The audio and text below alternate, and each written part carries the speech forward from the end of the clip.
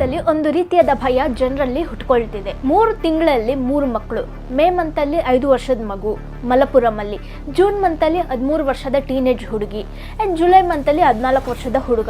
ಇವರು 3 ಜನ May June ಜುಲೈಯಲ್ಲಿ ಈ 3 ತಿಂಗಳಲ್ಲಿ ಸತ್ತೋಗಿದ್ದಾರೆ. ಇದಕ್ಕೆ ಕಾರಣ ಬ್ರೈನ್ ಈಟಿಂಗ್ ಅಮೀಬಾ, ನಾಗ್ಲೆರಿಯಾ ಫೌಲರಿ ಅನ್ನೋ ಒಂದು ಪರ್ಟಿಕ್ಯುಲರ್ ಅಮೀಬಾದಿಂದ. ಈ ನಾಗ್ಲೆರಿಯಾ ಅಮೀಬಾ ಬ್ರೈನ್ ಈಟಿಂಗ್ ಅಮೀಬಾ ಅಂತ ಇಂಟರ್ನೆಟ್ ಅಲ್ಲಿ ಹೆಚ್ಚಾಗಿ ಮಾತಾಡ್ತಿರೋ ಅಂತ ಒಂದು ವಿಷಯ. ಮಕ್ಕಳೆಲ್ಲ ನೀರಲ್ಲಿ ಆಟ ಆಡೋವಾಗ ಅವ್ರ ಮೂಗಿನ ಮೂಲಕ ಹೋಗಿ ಅವರ ಬ್ರೈನ್ ನ ಅಟ್ಯಾಕ್ ಮಾಡ್ತಿದೆ, ಅದರಿಂದ ಅವರು ಸಾಯ್ತಿದ್ದಾರೆ. ಇದರ ಫರ್ಟಿಲಿಟಿ ರೇಟ್ ಅಂದ್ರೆ ಇದರಿಂದ ಸಾಯುವಂತ ಪರ್ಸೆಂಟೇಜ್ ಏನಂದ್ರೆ 97%. Really crazy. ತುಂಬಾ ಟೈಮ್ಸ್ ಈ ರೀತಿ ಸಾಯೋಕೆ ಕಾರಣ ಏನಂದ್ರೆ ಇದ್ರ ಬಗ್ಗೆ ಅವೇರ್ನೆಸ್ ಇಲ್ಲದೆ ಇರೋದೆ. ಸೊ ಇವತ್ತಿನ ವಿಡಿಯೋದಲ್ಲಿ ನಾವು ಇದರ ಬಗ್ಗೆನೇ ತಿಳ್ಕೊಳ್ತೀವಿ. ಅದಕ್ಕೂ ಮುಂಚೆ ನೀವಿನ್ನು ನನ್ನ ಚಾನಲ್ನ ಸಬ್ಸ್ಕ್ರೈಬ್ ಮಾಡಿಲ್ಲ ಅಂದ್ರೆ ಪ್ಲೀಸ್ ಸಬ್ಸ್ಕ್ರೈಬ್ ಮಾಡಿ, ಬೆಲ್ ಐಕಾನ್ನ ಟ್ಯಾಪ್ ಮಾಡಿ. ಅವಾಗಲೇ ಪ್ರಪಂಚದಲ್ಲಿ ನಡೆಯೋ ಟಾಪ್ ಟ್ರೆಂಡಿಂಗ್ ಇಂಟ್ರೆಸ್ಟಿಂಗ್ ವಿಷಯಗಳು ನೋಟಿಫಿಕೇಶನ್ ಮೂಲಕ ನಿಮ್ಮನ್ನ ಬಂದು ಸೇರುತ್ತೆ.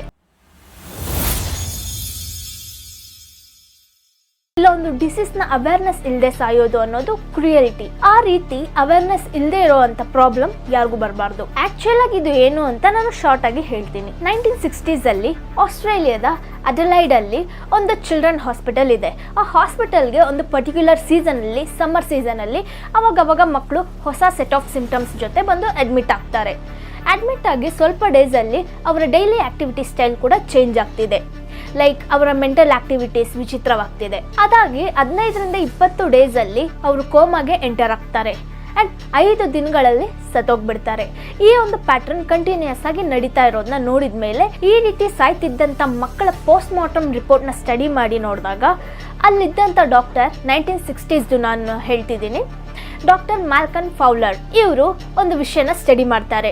ಈ ಮಕ್ಕಳಿಗೆಲ್ಲ ಕಾಮನ್ ಆಗಿ ಒಳಗೆ ಒಂದು ಪರ್ಟಿಕ್ಯುಲರ್ ಟೈಪ್ ಆಫ್ ಅಮೀಬಾ ಇದೆ ಅಂತ.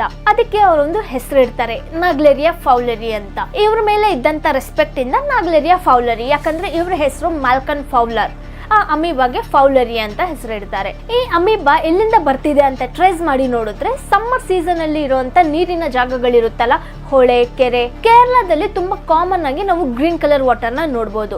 ಸೊ ಈ ರೀತಿ ಗ್ರೀನ್ ಕಲರ್ ವಾಟರ್, ಕಲುಷಿತ ಆಗಿರೋ ನೀರು, ಸರಿಯಾಗಿ ಮೇಂಟೈನ್ ಮಾಡದೇ ಇರುವಂತ ನೀರು, ಈ ರೀತಿ ನೀರಲ್ಲಿ ಈ ಅಮೀಬಾ ಇರೋ ಚಾನ್ಸಸ್ ಜಾಸ್ತಿ ಅಂತ ಹೇಳ್ತಿದ್ದಾರೆ. ಬ್ರಿಟನ್ ಅಲ್ಲಿ ಒಂದು ಬಾತ್ ಪ್ಲೇಸ್ ಇದೆ, ರೋಮನ್ ಬಾತ್ ಅಂತ ಹೇಳ್ತಾರೆ.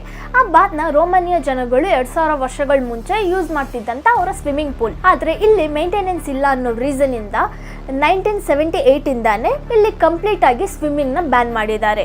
ಯಾಕಂದ್ರೆ ಆ ನೀರಲ್ಲಿ ನಾವು ಇವಾಗ ಹೇಳ್ತಿರೋ ನಾಗ್ಲೆರಿಯಾ ಫೌಲರಿ ಅನ್ನೋ ಅಮೀಬಾ ಇರೋದ್ರಿಂದ. ಇಲ್ಲಿ ಸ್ನಾನ ಆರ್ ಸ್ವಿಮ್ಮಿಂಗ್ ಮಾಡಿದ್ರೆ ಆ ಅಮೀಬಾ ಮೂಗಿನ ಮೂಲಕ ಎಂಟರ್ ಆಗಿ ಡೈರೆಕ್ಟ್ ಆಗಿ ಬ್ರೈನ್ ನ ಅಟ್ಯಾಕ್ ಮಾಡುತ್ತೆ ಅನ್ನೋ ಭಯದಿಂದ ಅಲ್ಲಿ ಸ್ವಿಮ್ ಮಾಡೋದನ್ನೇ ಸ್ಟಾಪ್ ಮಾಡಿದ್ದಾರೆ. ಆದ್ರೆ ನಮ್ಮೂರಲ್ಲಿ ಇದ್ರ ಬಗ್ಗೆ ಅವೇರ್ನೆಸ್ ತುಂಬಾ ಜನಗಳಿಗೆ ಇಲ್ಲ. ಸೊ ಕೆಲವು ಬ್ಯೂಟಿಫುಲ್ ಆಗಿರೋ ನೀರಿನ ಪ್ಲೇಸಸ್ಗೆ ಹೋದಾಗ ದೊಡ್ಡವರಾಗ್ಲಿ ಮಕ್ಕಳಾಗ್ಲಿ ಇಳಿದು ನೀರಲ್ಲಿ ಆಟ ಆಡ್ತಾರೆ. ಸ್ವಿಮ್ಮಿಂಗ್ ಗೊತ್ತಿರೋರ್ಗಿಂತ ಸ್ವಿಮ್ಮಿಂಗ್ ಗೊತ್ತಿಲ್ಲದೆ ಇರೋ ಮಕ್ಕಳಿಗೆ ಹೇಳ್ಕೊಡೋ ಟೈಮಲ್ಲಿ ನೀರು ಮೂಗೊಳಗೆ ಹೋಗೋ ಚಾನ್ಸಸ್ ಜಾಸ್ತಿ ಇದೆ. ಬಾಯೊಳಗೆ ಹೋದ್ರೆ ಪ್ರಾಬ್ಲಮ್ ಇಲ್ಲ, ಅದು ಬಂದು ಎಕ್ಸ್ಕ್ರೀಟ್ ಆಗುತ್ತೆ. ಆದ್ರೆ ಮೂಗೊಳಗೆ ಹೋಗುವಾಗ ಈ ಅಮೀಬಾ ಆ ನೀರಲ್ಲಿ ಇದ್ರೆ ಅದು ಅವರ ಬ್ರೈನ್ ನ ಅಟ್ಯಾಕ್ ಮಾಡುತ್ತೆ. ಈ ಅಮೀಬಾ ಏನ್ ಮಾಡುತ್ತೆ ಅಂದ್ರೆ ಓಲ್ಫ್ಯಾಕ್ಟರಿ ನರ್ವ್ ಇರುತ್ತಲ್ಲ, ಸ್ಮೆಲ್ ನ ಸೆನ್ಸ್ ಮಾಡುವಂತ ನರ್ವ್, ಆ ನರ್ವ್ ಮೂಲಕ ಮೂಗೊಳಗೆ ಎಂಟ್ರಿ ಆಗಿ ಬ್ರೈನ್ಗೆ ಹೋಗಿ ಸೇರುತ್ತೆ. ಬ್ರೈನ್ ಟಿಶ್ಯೂಗೆ ಹೋದ್ಮೇಲೆ ಒಂದು ಎನ್ಸೈಮ್ ನ ಈ ಅಮೀಬಾ ರಿಲೀಸ್ ಮಾಡುತ್ತೆ. ಆ ಎನ್ಸೈಮ್ ನಮ್ಮ ಬ್ರೈನ್ ಸೆಲ್ಸ್ ನ ಸ್ವಲ್ಪ ಡಿಪ್ಲೀಟ್ ಮಾಡಿ ಒಂದು ಫಾರ್ಮ್ಗೆ ಅದನ್ನ ಕನ್ವರ್ಟ್ ಮಾಡುತ್ತೆ. ಅದನ್ನ ಈ ಅಮೀಬಾ ತಿನ್ನುತ್ತೆ. ಸೊ ಈ ಅಮೀಬಾ ನಮ್ಮ ಬ್ರೈನ್ ನ ತಿನ್ನೋಕೆ ಒಂದು ಎನ್ಸೈಮ್ ನ ರಿಲೀಸ್ ಮಾಡುತ್ತೆ. ಆ ಎನ್ಸೈಮ್ ಬ್ರೈನ್ ಸೆಲ್ಸ್ ನ ಫುಡ್ ಆಗಿ ಕನ್ವರ್ಟ್ ಮಾಡಿ ಆ ಅಮೀಬಾ ತಿನ್ನುತ್ತೆ. ಈ ರೀತಿ ಕಂಟಿನ್ಯೂಸ್ ಆಗಿ ನಡೆಯುವಾಗ ಇದರಿಂದ ಯಾರು ಅಫೆಕ್ಟ್ ಆಗಿದ್ರು ಬೇಗ ಸಾಯ್ತಾರೆ. ಅಂಡ್ ಈ ಅಮೀಬಾನೆ 3 ಸ್ಟೇಜಸ್ ಅಲ್ಲಿ ಇರುತ್ತೆ ಅಂತ ಹೇಳ್ತಿದ್ದಾರೆ. ಫಸ್ಟ್ ಸಿಸ್ಟ್ ಸ್ಟೇಜ್ ಅಲ್ಲಿ, ಅದಾದ್ಮೇಲೆ ಟ್ರೋಫೋಸೈಟ್. ಈ ಟ್ರೋಫೋಸೈಟ್ ಸ್ಟೇಜ್ ಅಲ್ಲೇ ಹ್ಯೂಮನ್ ಒಳಗೆ ಎಂಟರ್ ಆಗೋದು. ಈ ಸಿಸ್ಟ್ ಸ್ಟೇಜ್ ಅಲ್ಲಿ ಯಾವಾಗಿರುತ್ತೆ ಅಂದ್ರೆ ಕಂಪ್ಲೀಟ್ ಆಗಿ ನೀರೆಲ್ಲ ಬತ್ತಿ ಹೋಗಿರೋ ಅಂತ ಸೀಸನ್ ಅಲ್ಲಿ ಅದು ಸಾಯದೆ ಸಿಸ್ಟ್ ಸ್ಟೇಜ್ ಅಲ್ಲಿ ಇರುತ್ತೆ. ಇನ್ಫ್ಯಾಕ್ಟ್ ಇದು 10 ಡಿಗ್ರಿ ಸೆಲ್ಸಿಯಸ್ ಇಂದ 45 ಡಿಗ್ರಿ ಸೆಲ್ಸಿಯಸ್ ವರೆಗೂ ಸರ್ವೈವ್ ಆಗುತ್ತೆ ಅಂತ ಹೇಳ್ತಿದ್ದಾರೆ. ಎಷ್ಟು ಹೀಟ್ ಹೆಚ್ಚಾಗಿರುತ್ತೋ ಫ್ರೆಶ್ ವಾಟರ್ ಅಲ್ಲಿ ಇದು ಸಮುದ್ರದಲ್ಲಿರಲ್ಲ, ಫ್ರೆಶ್ ವಾಟರ್ ಅಲ್ಲಿ ಮಾತ್ರನೇ ಇರುತ್ತೆ. ಲೋಕಲ್ ನೀರಿನ ಪ್ಲೇಸಸ್, ಸ್ವಿಮ್ಮಿಂಗ್ ಪೂಲ್, ಈ ತರ ಪ್ಲೇಸಸ್ ಅಲ್ಲಿ ಇರುತ್ತೆ. ಓಷನ್ ಅಲ್ಲಿ, ಸಾಲ್ಟ್ ವಾಟರ್ ಅಲ್ಲಿ ಇದು ಸರ್ವೈವ್ ಆಗಲ್ಲ. ಪೀಕ್ ಸಮ್ಮರ್ ಸೀಸನ್ ಅಲ್ಲಿ ಇದು ಫುಲ್ ಆಕ್ಟಿವ್ ಆಗಿರುತ್ತೆ. ಹಿಮಾಲಯಾಸ್ ಅಲ್ಲಿ ಇರಲ್ಲ, ಬಿಕಾಸ್ ಅಲ್ಲಿ ಫುಲ್ ಕೋಲ್ಡ್ ಆಗಿರುತ್ತೆ. ಜನರಲಿ ನೀರು ಗ್ರೀನ್ ಕಲರ್ ಅಲ್ಲಿ ಇದ್ರೆ ಸ್ವಲ್ಪ ಕೇರ್ಫುಲ್ ಆಗಿರೋದು ಒಳ್ಳೇದು. ಇದು ಒಳಗೆ ಹೋಗಿ ಬ್ರೈನ್ ನ ಡ್ಯಾಮೇಜ್ ಮಾಡುತ್ತಲ್ಲ, ಅದು ಮಕ್ಕಳಿಗೆ ಹೇಗೆ ಹೇಳಬೇಕು ಅಂತ ಗೊತ್ತಾಗಲ್ಲ. ಅದರ ಸಿಂಪ್ಟಮ್ಸ್ ಹೇಗಿರುತ್ತೆ ಅಂದರೆ ವಾಮಿಟಿಂಗ್ ಆಗೋದು, ತಲೆ ಸುತ್ತೋದಾಗುತ್ತೆ ಆ್ಯಂಡ್ ವಿಯರ್ಡ್ ಆಗಿ ರಿಯಾಕ್ಟ್ ಮಾಡೋಕ್ಕೆ ಸ್ಟಾರ್ಟ್ ಮಾಡ್ತಾರೆ. ಅವ್ರಿಗೆ ಎಕ್ಸಾಕ್ಟ್ ಆಗಿ ಹೇಳೋಕೆ ಗೊತ್ತಾಗಲ್ಲ. ಆದರೆ ಇದನ್ನ ಡಿಲೇ ಮಾಡೋ 1 ಮಿನಿಟಲ್ಲಿ ಅಮೀಬಾ ಆ ಮಕ್ಕಳ ಬ್ರೈನ್ನ ಅಫೆಕ್ಟ್ ಮಾಡ್ತಿರುತ್ತೆ. ಸೊ ಇದನ್ನ ಐಡೆಂಟಿಫೈ ಮಾಡೋದು ಹೇಗೆ ಅಂದರೆ, ಇದ್ರ ಬಗ್ಗೆ ಅವೇರ್ನೆಸ್ ಇರೋ ಡಾಕ್ಟರ್ ಆಗಿದ್ರೆ ನಮ್ಮ ಸ್ಪೈನಲ್ ಕಾರ್ಡ್ ಇದೆ ಅಲ್ವಾ, ಅಲ್ಲಿ ಸೆರಿಬ್ರೋಸ್ಪೈನಲ್ ಫ್ಲೂಯಿಡ್ ಅಂತ ಒಂದು ಇದೆ. ಅದನ್ನ ಟೆಸ್ಟ್ ಮಾಡಿ ನೋಡೋದ್ರ ಮೂಲಕ ಗೊತ್ತಾಗುತ್ತೆ. ಅದೊಂದು ಟಫ್ ಆ್ಯಂಡ್ ಚಾಲೆಂಜಿಂಗ್ ಪ್ರಾಸೆಸ್. ಹಾಗೆ ಚೆಕ್ ಮಾಡಿದಾಗ ಅಲ್ಲಿದೆ ಅಂತ ಗೊತ್ತಾದರೆ ನಾವು ಆ್ಯಕ್ಷನ್ ತಗೊಳ್ಬೋದು. ಅದೇ ಥರ ಬ್ರೈನ್ ಟಿಶ್ಯೂನ ಚೆಕ್ ಮಾಡ್ಬೋದು. ಅಗೇನ್ ಇದನ್ನು ತುಂಬ ಚಾಲೆಂಜಿಂಗ್ ಪ್ರಾಸೆಸ್. ಸೆರಿಬ್ರೋಸ್ಪೈನಲ್ ಫ್ಲೂಯಿಡ್ನ ಚೆಕ್ ಮಾಡೋದು, ಬ್ರೈನ್ ಟಿಶ್ಯೂ ಚೆಕ್ ಮಾಡೋದು, ಎರಡು ತುಂಬ ಚಾಲೆಂಜಿಂಗ್ ಥಿಂಗ್. ಅಲ್ಲೇ ಈ ಅಮೀಬಾ ಇದೆಯಾ ಇಲ್ವಾ ಅಂತ ಫೈಂಡ್ ಮಾಡೋಕ್ಕಾಗೋದು. ಬೇರೆ ಪಾರ್ಟ್ಸಲ್ಲಿ ಇಮಿಡಿಯೇಟ್ ಆಗಿ ಫೈಂಡ್ ಮಾಡೋಕ್ಕಾಗಲ್ಲ. ಅದು ಫೈಂಡ್ ಮಾಡಿದ ಮೇಲೆ ಅದಕ್ಕೆ ಮೆಡಿಸಿನ್ ಕೊಡಬೇಕು. ಈ ಪ್ರಾಸೆಸ್ ಇಷ್ಟು ಟಫ್ ಇರೋದ್ರಿಂದಾನೇ 90% ಆಫ್ ದ ಟೈಮ್ ಇದರಿಂದ ಎಫೆಕ್ಟ್ ಆಗೋರು ಸತ್ತೋಗ್ತಾರೆ. US ಅಲ್ಲಿ ಇದ್ರ ಬಗ್ಗೆ ಜಾಸ್ತಿ ಮಾತಾಡ್ತಾರೆ. ಯಾಕಂದ್ರೆ ಅಮೆರಿಕಾದಲ್ಲಿ ಆಲ್ಮೋಸ್ಟ್ ಎಲ್ಲ ಮನೆಗಳಲ್ಲೂ ಸ್ವಿಮ್ಮಿಂಗ್ ಪೂಲ್ಸ್ ಕಾಮನ್ ಆಗಿ ಇರುತ್ತೆ. ಸ್ವಿಮ್ಮಿಂಗ್ ಪೂಲ್ನ ಮೇಂಟೈನ್ ಮಾಡೋರು 50% ಇದ್ರೆ ಅದನ್ನ ಮೇಂಟೈನ್ ಮಾಡದೇ ಇರೋರು 50% ಇರ್ತಾರೆ. ಬಿಕಾಸ್ ಇಷ್ಟಪಟ್ಟು ಕಟ್ಸಿರ್ತಾರೆ, ಆಮೇಲೆ ಯೂಸ್ ಮಾಡದೇ ಇರ್ತಾರೆ.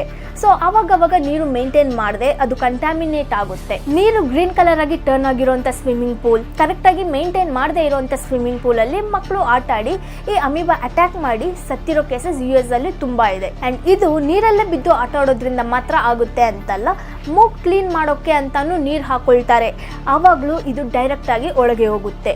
ಸೊ ನಮ್ಮೂರಲ್ಲೇ ಈ ರೀತಿ ಕಂಟಾಮಿನೇಟೆಡ್ ವಾಟರ್ ಎಷ್ಟಿದೆ ಅಂತ ಥಿಂಕ್ ಮಾಡಿ. ಇದು ಸಾಯಿಲ್ ಅಲ್ಲಿ ಕೂಡ ಇರುತ್ತೆ ಅಂತಿದ್ದಾರೆ. ಹೈ ಟೆಂಪರೇಚರ್ ಅಲ್ಲಿ ಆ ಅಮೀಬಾ ಸರ್ವೈವ್ ಆಗುತ್ತೆ. ಈ ಅಮೀಬಾಯಿಂದ ಎಫೆಕ್ಟ್ ಆಗದೆ ಇರಬೇಕಂದ್ರೆ ನಾನು ಕೆಲವು ಟಿಪ್ಸ್ ಕೊಡ್ತೀನಿ. 100% ಅದು ವರ್ಕ್ ಆಗುತ್ತೆ ಅನ್ನೋಕ್ಕಾಗಲ್ಲ, ಬಟ್ ಆದಷ್ಟು ಅದು ಪ್ರೊಟೆಕ್ಟ್ ಮಾಡುತ್ತೆ. ನೀರಲ್ಲಿ ಆಡೋವಾಗ ಈ ರೀತಿ ನೋಸ್ ಕ್ಲಿಪ್ಸ್ ಯೂಸ್ ಮಾಡೋದ್ರಿಂದ ಆ ಅಮೀಬಾ ಮೂಗೊಳಗೆ ಹೋಗೋದನ್ನ ಅವಾಯ್ಡ್ ಮಾಡ್ಬೋದು. ಸೆಕೆಂಡ್ ಒನ್ ಏನಂದ್ರೆ, ನೀರಲ್ಲಿ ಆಡೋವಾಗ ಕೆಲವರು ಆಳ ಇರೋ ಕಡೆ ಸ್ವಿಮ್ ಮಾಡ್ತಾರೆ, ಇನ್ನು ಕೆಲವರು ಆಳ ಕಡಿಮೆ ಇರೋ ಕಡೆ ಇರ್ತಾರೆ. ಸೊ ಆ ನೀರಿನ ಬಾಟಮ್ನ, ನೀರೊಳಗೆ ಇರೋ ಮಣ್ಣನ್ನು ಡಿಸ್ಟರ್ಬ್ ಮಾಡೋದ್ರಿಂದ ತುಂಬ ಡೇಂಜರ್ ಇರುತ್ತೆ. ಆ ರೀತಿ ಮಾಡದೇ ಇರೋದು ಬೆಟರ್. ಬಿಕಾಸ್ ಕೆಲವರು ಡೀಪಾಗಿ ಸ್ವಿಮ್ ಮಾಡ್ಕೊಂಡು ಹೋಗಿ ಶಂಕು, ಶೆಲ್ಸ್, ಡಿಫ್ರೆಂಟ್ ಕಲ್ಗಳನ್ನ ತೆಗೆಯೋದು ಮಾಡ್ತಾರೆ. ಆ ಥರ ಟೈಮಲ್ಲಿ ಇಟ್ ಈಸ್ ಮೋರ್ ಡೇಂಜರಸ್. ಇನ್ನು ಥರ್ಡ್ ಒನ್ ಏನಂದರೆ, ಕ್ಲಿಪ್ ಕೂಡ ಯೂಸ್ ಮಾಡಿಲ್ಲ, ಹಾಗೆ ಹೋಗಿ ನೀರಲ್ಲಿ ಆಡಿದ್ದೀರಾ ಅಂದರೆ ನೀರಲ್ಲಿ ಆಡಿದ್ಮೇಲೆ ನಿಮ್ಮ ಮೂಗ್ನ ಬಿಸಿ ನೀರಿಂದ ಕ್ಲೀನ್ ಮಾಡ್ಕೊಳ್ಳೋದು ಒಳ್ಳೆಯದು. ನೀರಿಂದ ಮೂಗ್ನ ಕ್ಲೀನ್ ಮಾಡೋವಂಥ ಪ್ರಾಸೆಸ್ಗೆ ಜಲನೇಟಿ ಅಂತಾರೆ. ಅದಕ್ಕೆ ಅಂತ ಒಂದು ಪಾಟ್ ಬರುತ್ತೆ, ಅದ್ರ ಮೂಲಕ ಕ್ಲೀನ್ ಮಾಡ್ಕೊಂಡ್ರೆ ಇನ್ನು ಒಳ್ಳೆಯದು. ಸೊ ಸಮ್ಮರ್ ಸೀಸನಲ್ಲೇ ಆಲ್ಮೋಸ್ಟ್ ತುಂಬ ಜನ ವಾಟರ್ ಪ್ಲೇಸಸ್ಗೆ ಟ್ರಿಪ್ ಪ್ಲ್ಯಾನ್ ಮಾಡ್ತೀವಿ. ಸೊ ಆ ಥರ ಟೈಮಲ್ಲಿ ಹುಷಾರಾಗಿರಿ. ನೀರು ಸ್ವಲ್ಪ ಗ್ರೀನ್ ಕಲರ್ ಇದೆ ಅಂದರೆ ಅದರಲ್ಲಿ ಆಟ ಆಡೋಕ್ಕೆ ಹೋಗಬೇಡಿ. US centres for disease control and prevention, CDCP, ಇವ್ರು ಈ ಕೋವಿಡ್ ಟೈಮಲ್ಲೆಲ್ಲ ವರ್ಲ್ಡ್ ವೈಡ್ ಒಂದು ಲೀಡಿಂಗ್ ಆರ್ಗನೈಸೇಷನ್ ಆಗಿದ್ರು ಅಡ್ವೈಸ್ ಮಾಡೋಕೆ. ಇವ್ರು ಏನು ಹೇಳ್ತಿದ್ದಾರೆ ಅಂದರೆ, ತುಂಬ ಜನ ಒಂದು ದಿನದಿಂದ 18 ದಿನಗಳೊಳಗೆ ಸತ್ತೋಗ್ತಾರೆ ಈ ಅಮೀಬಾದಿಂದ ಎಫೆಕ್ಟ್ ಆಗಿರೋರು. ಮೋಸ್ಟ್ ಆಫ್ ದಮ್ ಕೋಮಾಗೆ ಹೋಗಿ ಸಾಯ್ತಾರೆ ಅಂದಿದ್ದಾರೆ. ಸೊ ಇದೇ ಈ ಬ್ರೈನ್ ಈಟಿಂಗ್ ಅಮೀಬಾ ಬಗ್ಗೆ ಇರುವಂತ ಇನ್ಫಾರ್ಮೇಶನ್. ಈ ಅಮೀಬಾ ತರನೇ ನಮಗೆ ಗೊತ್ತಿಲ್ಲದೆ ಇರೋ ತುಂಬಾ ಕೇಸಸ್ ಇರುತ್ತೆ ಈ ಪ್ರಪಂಚದಲ್ಲಿ. ಇಂಟರ್ನೆಟ್ ಬಂದಾಗಿಂದ ಈ ರೀತಿ ವಿಷಯಗಳು ಸ್ವಲ್ಪ ಜನಗಳಿಗೆ ಹೋಗಿ ಸೇರ್ತಿದೆ. ನಿನ್ನೆ ನಾನು ಈ ಸಿರಿಂಜ್ ಮೂಲಕ ಹೇಗೆ ಏಡ್ಸ್ ಸ್ಪ್ರೆಡ್ ಆಗ್ತಿದೆ ತ್ರಿಪುರಾದಲ್ಲಿ ಅಂತ ಒಂದು ವಿಡಿಯೋ ಮಾಡಿದ್ದೆ. ಬಿಕಾಸ್ ಇದೆಲ್ಲ ವೇರ್ಡ್ ಅಲ್ವಾ, ಇದೆಲ್ಲ ನಾವು ಎಕ್ಸ್ಪೆಕ್ಟ್ ಕೂಡ ಮಾಡಿರಲ್ಲ. ಡ್ರಗ್ ಯೂಸ್ ಮಾಡೋರಿಗೆ HIV ಹೇಗೆ ಸ್ಪ್ರೆಡ್ ಆಗ್ತಿದೆ ಅಂತ ನೋಡಿದ್ರಿ. ಇವಾಗ ಕೇರಳದಲ್ಲಿ ನಾಗ್ಲೇರಿಯಾ ಫೌಲರಿ ಅಮೀಬಾದಿಂದ ಹೇಗೆ ಸಾಯ್ತಿದ್ದಾರೆ ಅನ್ನೋ ರೀಸನ್ ತಿಳ್ಕೊಂಡ್ರಿ. ಸೊ ನನ್ನ ಪರ್ಸನಲ್ ಒಪಿನಿಯನ್ ಏನಂದ್ರೆ, ನಮಗೆ ಆಗಲಿ ಫ್ಯಾಮಿಲಿ ಅವ್ರ ಫ್ರೆಂಡ್ಸ್ಗಾಗಲಿ ಏನಾದರೂ ಹೆಲ್ತ್ ಕಾಂಪ್ಲಿಕೇಶನ್ಸ್ ಇದ್ದರೆ ನಮ್ಮ ಡಿಫಾಲ್ಟ್ ಅಭ್ಯಾಸ ಏನಂದರೆ, ಇದೇ ತಾನೇ ಬಿಡು, ಆ ಟ್ಯಾಬ್ಲೆಟ್ ತಗೊಂಡ್ರೆ ಸರಿ ಹೋಗುತ್ತೆ, ಈ ಟ್ಯಾಬ್ಲೆಟ್ ತಗೊಂಡ್ರೆ ಸರಿ ಹೋಗುತ್ತೆ ಅಂತ ಕೇರ್ಲೆಸ್ ಇಂದ ಲೈಫ್ನ ರಿಸ್ಕ್ಗೆ ಬಿಡ್ತೀವಿ. ಸೊ ಆ ರೀತಿ ಮಾಡದೆ ಏನಾದರೂ ಹೆಲ್ತ್ ಕಾಂಪ್ಲಿಕೇಶನ್ಸ್ ಇದ್ದರೆ please go consult a doctor. So ನಿಮಗೆ ಗೊತ್ತಿರೋರು ಯಾರು ಕೆರೆ ಹೊಳೆ ಇರೋವಂಥ ಪ್ಲೇಸಸ್ ಅಲ್ಲಿ ಇದಾರೋ, ಇಲ್ಲ ಸ್ವಿಮ್ಮಿಂಗ್ ಪೂಲ್ಸ್ ಇದೆಯೋ, ಅವ್ರಿಗೆಲ್ಲ ಆದಷ್ಟು ಈ ವಿಡಿಯೋನ ಶೇರ್ ಮಾಡಿ. ಮೇಂಟೆನೆನ್ಸ್ ಇಲ್ಲದೆ ಇರೋ ವಾಟರ್, ಗ್ರೀನ್ ಕಲರ್ ವಾಟರ್ ಇರೋ ಕಡೆ ಹೋಗಬೇಡಿ. ಎಸ್ಪೆಷಲಿ ಸಮ್ಮರ್ ಟೈಮಲ್ಲಿ ಅವಾಯ್ಡ್ ಮಾಡಿ. ಸೊ ಈ ರೀತಿ ಬೇರೆ ಯಾವುದಾದ್ರೂ ಟಾಪಿಕ್ ಬಗ್ಗೆ ನಾನು ಮಾತಾಡಬೇಕು ಅಂದ್ಕೊಂಡ್ರೆ ಅದನ್ನ ಕಮೆಂಟಲ್ಲಿ ತಿಳಿಸಿ. ನಿಮ್ಮನ್ನ ನೆಕ್ಸ್ಟ್ ವಿಡಿಯೋದಲ್ಲಿ ಮೀಟ್ ಆಗ್ತೀನಿ. ಅಂಟಿಲ್ ದೆನ್ ಟೇಕ್ ಕೇರ್, ಬಾಯ್.